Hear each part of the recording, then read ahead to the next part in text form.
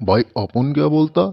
सरकार अगर अपन का होता ना तो इतना पैसा छपवाता कि सारे देश का गरीबी एक ही दिन में खलास। ऐसा ही पैसा होगा।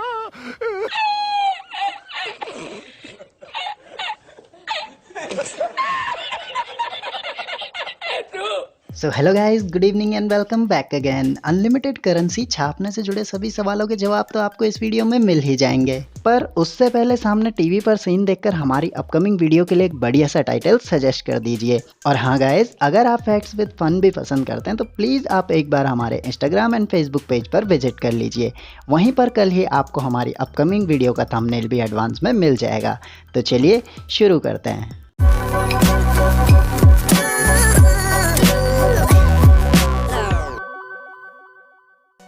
वेल गाइस, किसी भी गवर्नमेंट पर मनचाहा पैसा छापने पर कोई भी रेस्ट्रिक्शंस नहीं होती, क्योंकि मशीन आपकी, पेपर आपका, तो छापते रहो। देवा मेरा पैसा डबल हो जाएगा ना रे। पर फिर भी कोई भी गवर्नमेंट ऐसा स्टेप नहीं लेती, क्योंकि वो ऑलरेडी जिम्बाब्वे और वेनेजुएला का हाल देख चुकी हैं। बिल्कुल रिस्क नहीं लेने का। इन देशों ने ऑलरेडी ये गलती कर ली थी और एक साल के अंदर ही अंदर उनकी करेंसी की वैल्यू इतनी डाउन हो गई कि हर चीज के प्राइसेस लगभग 231 मिलियन % से भी ज्यादा बढ़ गए,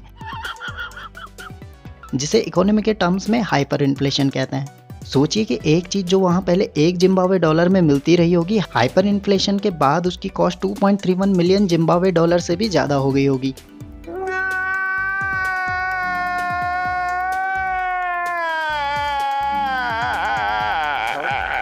लेकिन ये सब देखने के बावजूद भी ये देश और बड़ी करेंसी छापते रहे। Seriously, what the fuck are you doing? ऐसे हाल में तो करेंसी से ज्यादा कीमती तो वो पेपर हो गया होगा जिस पर करेंसी छपती थी। पर आखिर ज्यादा करेंसी छापने से हाइपर इन्फ्लेशन कैसे हो जाता है, इसे समझने के लिए आपको एक्चुअली में करेंसी क्या है और करेंसी सिस्टम काम कैसे करता है ये समझना होगा। तेरे पास कोई और रास्ता है? आप अपने को उस जमाने में इमेजिन कीजिए जब करेंसी नहीं हुआ करती थी।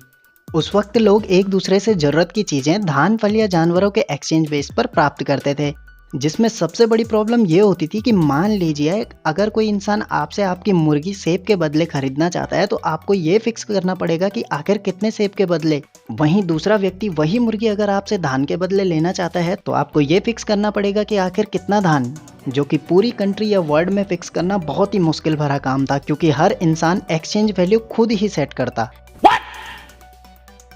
इस प्रॉब्लम का सॉल्यूशन करेंसी आने से हुआ। अब हर चीज की एक्सचेंज वैल्यू करेंसी की सर्टेन वैल्यू से कंपेयर करके सेट कर दी गई, जो कि सामान के प्रोडक्शन के हिसाब से चेंज की जाती है। Nice.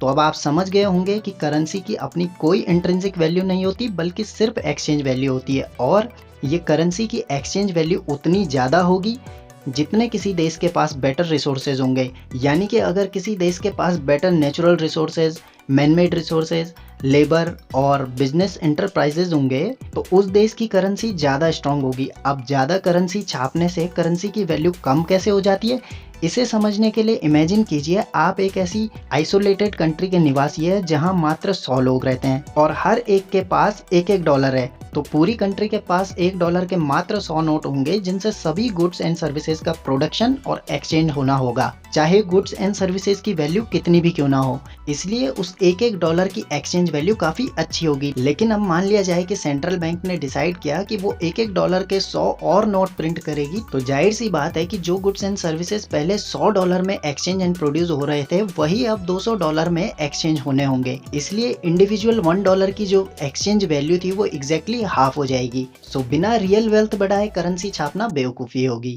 Thanks to all of you guys. And इस वीडियो का टाइटल ऑलरेडी पिछली वीडियो में ही गेस कर देने वालों को special thanks. Thanks for watching. If you really enjoyed watching this video, why don't subscribe? Well, the choice is yours. We have lots of information ready for you right here, right now.